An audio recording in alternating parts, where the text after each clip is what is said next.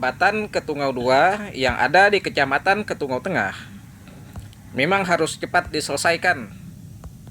Semoga video ini didengarkan oleh Pak Gubernur, Pak Bupati, didengarkan oleh Bapak Presiden Prabowo dan pihak-pihak yang terkait untuk menyelesaikan Jembatan 2 Ketungau Tengah. Karena Jembatan 2 ini sangat-sangat dinantikan oleh masyarakat banyak. Dinantikan oleh masyarakat perbatasan. Dan juga saya beritahu kantor desa Senangan Kecil ada di seberang. Sementara pusat-pusat desa dulu ada di seberang kiri mudik. Kantor desa ada di seberang kanan mudik. Seberang kiri mudik yaitu Kecamatan Ketungau Tengah. Desa Senangan Kecil, arah SMA Negeri 1 Ketungau Tengah. Saya jelaskan. Jembatan belum selesai, terpaksa warga masyarakat nyebrang menggunakan tambang.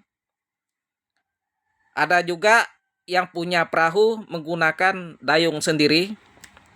Kalau bawa anak-anak sangat bahaya.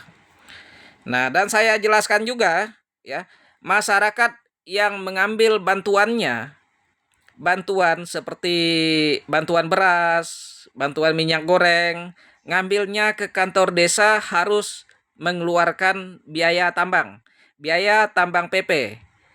Kadang-kadang masyarakat tidak ada duit, terpaksa mereka pakai perahu sendiri dan berdayung-dayung ke sana. Berdayung-dayung itu hanya ngambil bantuan beras dari pemerintah, ngambilnya ke kantor desa.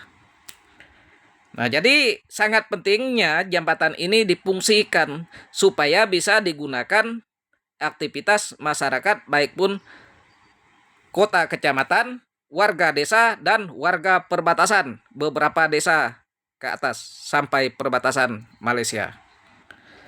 Jadi jembatan ini sangat lama, sampai sekarang belum selesai. Digunakan jalan kaki, roda 2, apalagi roda 4 tidak bisa. Nah, ini yang kita jelaskan. Jadi kita melihat listrik juga belum sampai ke seberang. Harapan kalau jembatan itu selesai, listrik itu bisa melewati jembatan dan bisa nyebrang ke seberang. Dan juga listrik yang ada di Kecamatan Ketungau Tengah sampai saat ini sejak zaman Soeharto. Bayangkan, saya masih kecil, Pak. Saya masih kecil sekolah di SDN, ya, di kecamatan. Saya masih kecil, listriknya sudah nyala hanya malam, Pak. Dari dulu sampai sekarang mesinnya mesin second terus, Pak, yang datang ke sini. Bahkan berminggu-minggu itu macet karena mesin second. PLN ini kan rakyat ini bayar, Pak. Bayar duluan ini ke PLN. Nah, seharusnya PLN ini mendatangkan mesin yang layak untuk digunakan, bukan yang second. Maksudnya yang layak, tidak macet-macet.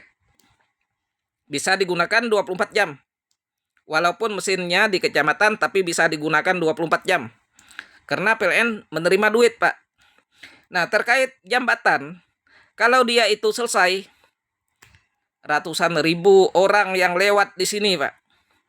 Jadi perputaran ekonomi di kecamatan juga bagus. Masyarakat juga terbantu. Kalau mereka nyebrang dari seberang menggunakan motor satu dan badan satu, Pak. PP di situ bolak-balik nyebrang di situ, pergi, ya, pulang, itu ongkos nyebrang mau habis 100.000, Pak. Belum makan, belum minyak. Ini sangat-sangat memberatkan masyarakat. Jadi juga kepada pihak-pihak terkait, tolong jembatan ini segera diselesaikan dalam waktu dekat. Kalau dia memang tidak layak untuk diselesaikan, bangunan bawahnya itu tidak layak, tolong dibangun baru. Segera dibangun baru. Karena jembatan ini utama ya, yang ditunggu-tunggu oleh masyarakat Ketungau.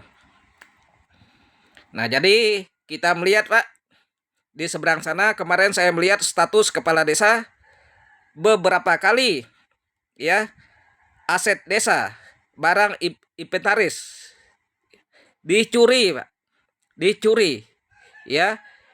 Nah, kita tidak tahu siapa yang mencuri, yang jelas di seberang sana warga tidak banyak, desanya di seberang sini, desanya di seberang sini, kantornya di seberang sana, yang tidak ada warga ya, tidak ada PLN. Betapa pentingnya jembatan Ketungau 2 untuk diselesaikan, karena sudah lama masyarakat menunggu sampai hari ini, hari Kamis tanggal 9 April tahun 2026, jembatan ini tidak kunjung selesai. Jalan di kecamatan banyak lubang-lubang. Jalan di kecamatan, jalan sungai, jalan pantai, semuanya mulai dari zaman Soeharto sampai sekarang Pak, masih jembatan kayu. Jembatan kayu Pak. Jembatan yang cukup panjang dekat masjid itu sudah tidak layak jembatan kayu.